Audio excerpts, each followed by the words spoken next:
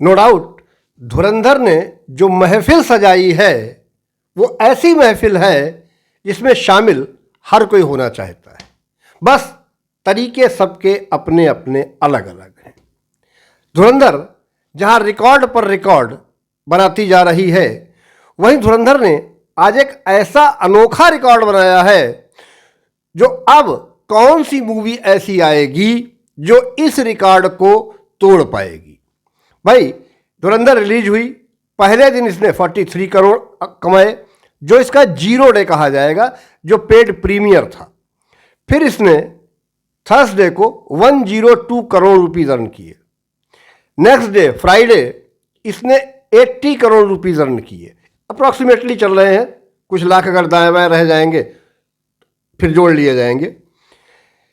तीसरे दिन अपनी ऑफिशियल रिलीज के तीसरे दिन यानी शनिवार को इस मूवी ने पिछले दिन की कमाई को 40% ग्रोथ कर दिया। यानी कि मैं कह रहा था कि ये मूवी 110 से 130 करोड़ के बीच में रुकेगी और इसने एग्जैक्टली 113 करोड़ अर्न कर लिए। अब लोगों की यह समझ में नहीं आ रहा है कि एक तरफ वो लोग हैं जिनकी जली है, फूकी है, दगी है, फिर भी पैसे खर्च करके सिनेमाघर तक जा रहे हैं, देख कर आ रहे हैं और फिर धुरंधर के डायरेक्टर को गरिया रहे हैं कि यह तो एक प्रोपेगेंडा मूवी बना रहा है। अच्छा ठीक है, चलिए वो प्रोपेगेंडा मूवी बना रहा है, 1% एक बार मान ली बात आपकी, लेकिन क्या वो आपकी कनपट्टी पे बंदूक रख के कह रहा है कि जाओ मूवी देखो, अपना पैसा खर्च करो, 4 घंटे दो हमें? ऐसा तो नहीं कह रहा ना। फिर जब बाहर लौट कर आएंगे तो हर कोई अपने तरीके से इसे समझाने का प्रयास कर रहा है। ये मैं बात कर रहा हूं लेफ्टिस्ट, लिब्रांडू, पाक प्रेमी और वो गैंगस्टर जिसे कुकुर की तरह उड़ा दिया गया। मैं किसी भी प्रकार की हिंसा और ऐसे चीज को जो कानून को अपने हाथ में लेने वाली बात हो, मैं उसके सख्त खिलाफ हूं। मैं उसका पक्षधर नहीं हूं। उस गैंगस्टर के साथ जो हुआ वैसा नहीं होना चाहिए था, लेकिन एक कहावत है जिसे कुत्ते की मौत मरना हो, मरेगा तो कुत्ते की मौत ही। लेकिन अगर कानून उसे सजा देता तो ये काफी लंबे समय तक लोगों को याद रहता कि कानून ने उसे क्या सजा दी। लेकिन अब क्या कहें, यूपी में तो यार खासकर गैंगस्टर की गाड़ियां पलट ही जाती हैं। अब अगर इसके नेट और ग्रॉस दोनों की बात की जाए तो इंडिया नेट कलेक्शन में इस मूवी ने 339.27 करोड़ अर्न किए हैं। इंडिया नेट कलेक्शन की बात हो रही है। और अगर इसको ग्रॉस में कन्वर्ट कर लिया जाए तो 404 या 405 के आसपास इसने इंडिया ग्रॉस कलेक्शन है ये।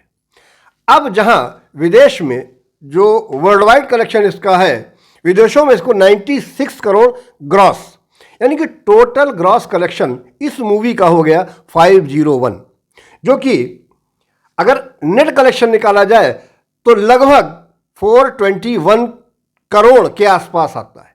421 करोड़ के बजट में तो बड़ी से बड़ी फिल्में बनती हैं इंडिया में। अच्छा एक और बात कि इन लेम्ब्रांडुओं ने एक बार भी ये नहीं सोचा होगा कि ये मूवी एक ऐसा कारनामा अंजाम दे देगी, वो भी मात्र 2 दिन के अंदर, इससे इनकी फटके फरीदपुर हो जाएगी।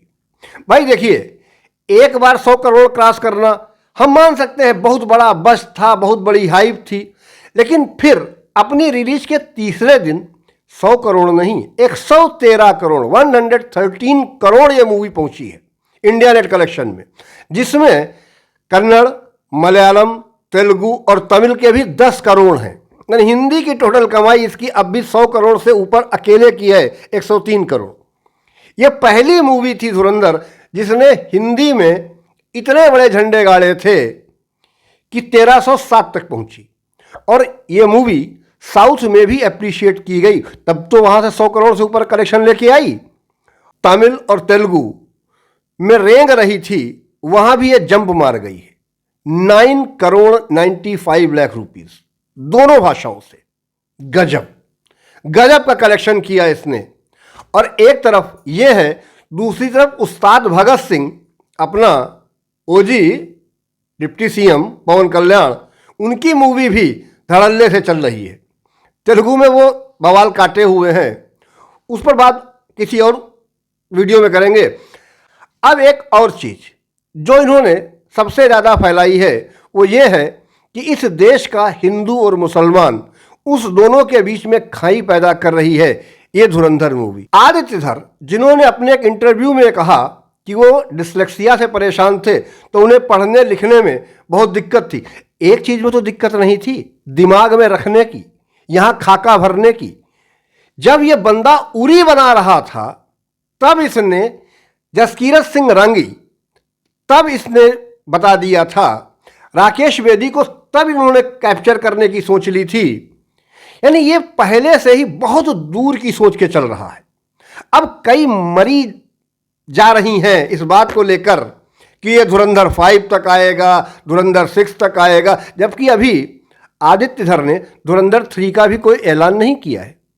कुछ ऐसी चीज़ें छोड़ी गई। हाँ, एक बड़ी हास्यास्पद बात मैं बताऊं कि मैं सोच रहा था कि मैं बहुत चतुर हूं और मैंने पूरी मूवी देखी, भाई मुझसे आखिर का एक सीन छूट गया। ये बात मुझे, ये जो कमीनेपन की हरकत कर रहे हैं लोग रील डाल डाल के 30-30 सेकंड की, उस एक रील को देखते हुए मुझे पता चला यार ये तो सीन मैंने देखा ही नहीं। तो बात जहां पर थी कि क्या ये मूवी हिंदू मुसलमान करती है? नहीं करती है भाई। ये कहानी पाकिस्तान में सेट है। हमजा अली मजारी जो एक एसेट है, हमें पता है कि वो एक एसेट है, पिछली बार भी हमें समझ में आ गया था धुरंधर पार्ट 1 में। लेकिन वो रोल किसका कर रहा है? एक मजहबी का। पेल किन को रहा है? मजहबी को। अरे यार, ये तो वही बात है कि गाय बियाए और बर्द की गांड फाटे।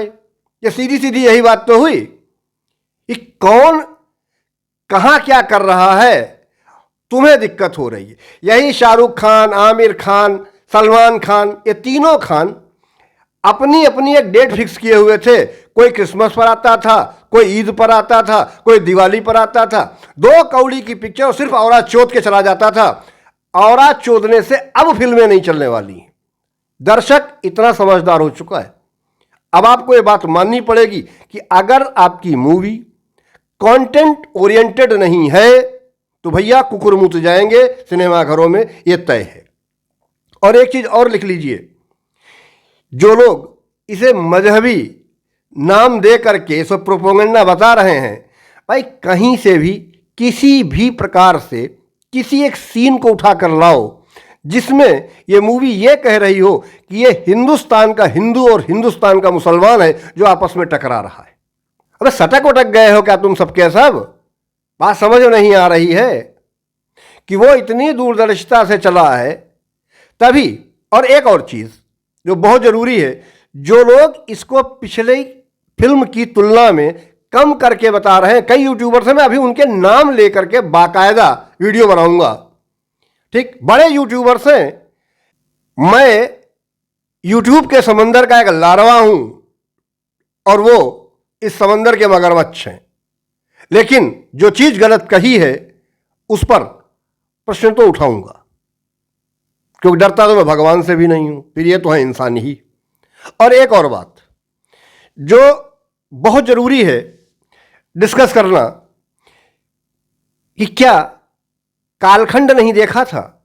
जब धुरंधर मूवी पहली वाली जब आई तो उसमें उसने ये बता दिया था कि 2002, और एक बात अजीत सान्याल ने अपने स्टेटमेंट में कही भी थी इस मूवी में कि कभी कोई एक ऐसी सरकार आएगी कि जब हम अपने एसेट्स इन दुश्मन देशों में भेज पाएंगे और इनकी अम्मा बहन करने पर उतर जाएंगे। तो 2002 अगर ध्यान से देखेंगे उस समय किसकी सरकार थी? अटल बिहारी वाजपेयी की, यानी बीजेपी का ही वो कार्यकाल था। तब किसी ने कोई प्रश्न क्यों नहीं उठाया कि अटल जी की सरकार में ये एसेट जसकीरत सिंह रंगी, जो कि हमजा अली मजारी बन के पूरी लियारी की अम्मा बहन करने पर उतारू हुआ, तब किसी ने प्रश्न क्यों नहीं उठाया? दिक्कत वाजपेयी जी से नहीं थी क्या, या इस नए भाजपा के प्रधानमंत्री से ही है? अटल जी भाजपा के ही थे, पूरे जीवन जनसंघ में ही उन्होंने अपना जीवन गुजारा था। फिर भी